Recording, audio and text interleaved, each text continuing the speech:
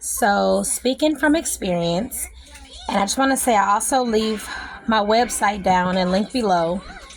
Not only for personal sessions about personal spirit sessions about growth, it also shows everything that I've been through personally in order for you to, check that out and, see if there's anything on there that I maybe can able to help you with.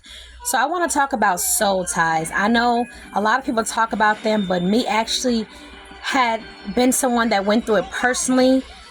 The best advice that I have in terms of breaking a soul tie is you have to erase and destroy that image that you had of that individual. What I mean is, usually in soul tie relationships, it's a karmatic, cycle, and it's pretty much of a toxic relationship, or you have the on and offs. So what I mean by is erasing that image completely of the person is, it's kind of like when somebody break up and then that day that they're angry, they're like, okay, I'm never going back. This person did this to me. This person did that to me. And they have all the bad truth. They can see the truth and the reality in their face because they're upset. But then it's like once you go some weeks or some months or some years and you start to forgive and you start to forget, then you start thinking, okay, I can let this person back in. No, you have to delete that image completely. That image of thinking about all the good times you had or the little bit of here and there of positive times.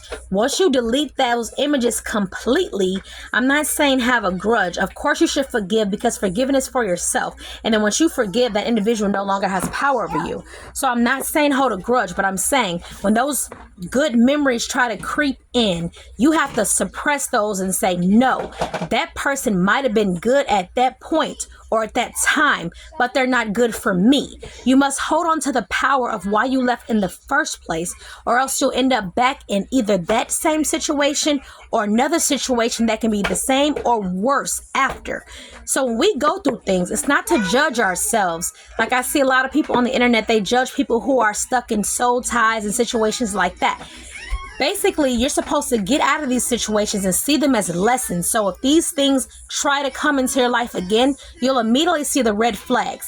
And if these things don't come into your life, that's amazing. You can use your knowledge, your wisdom, your lesson to help someone else not to fall into those situations. And that's the reason why I make videos regarding soul ties, so that if someone comes across this, they can say, you know what, let me save my own life and get out of these situations and these scenarios. So when you go through things, don't look at yourself as a failure. Don't look down at yourself. See yourself as a survivor, as a warrior, to have strength to get past these things and have the courage to come back and uplift and help someone else that's been through the same things. I know I'm a warrior, and my job is to help people not fall into the same things or the same traps that I myself have fell into. So what I'm saying is, if you're in these situations, get out. It doesn't get better, only gets worse. They can lead to deaths, suicides, and a lot of times other things can happen in these situations. Your family getting hurt, all types of things. My best advice is to get out. But like I said, remove that image of what was, whatever good you have or see in them or saw in them. Remove it, let it go, and remind yourself that you deserve more, that you deserve the best. And the best advice I can give is, if you have a daughter or a son, and even if you don't, imagine if that was your daughter or son, would you want them in a toxic soul tie karmatic relationship? If your answer is no, love yourself also enough to get out of that same exact situation.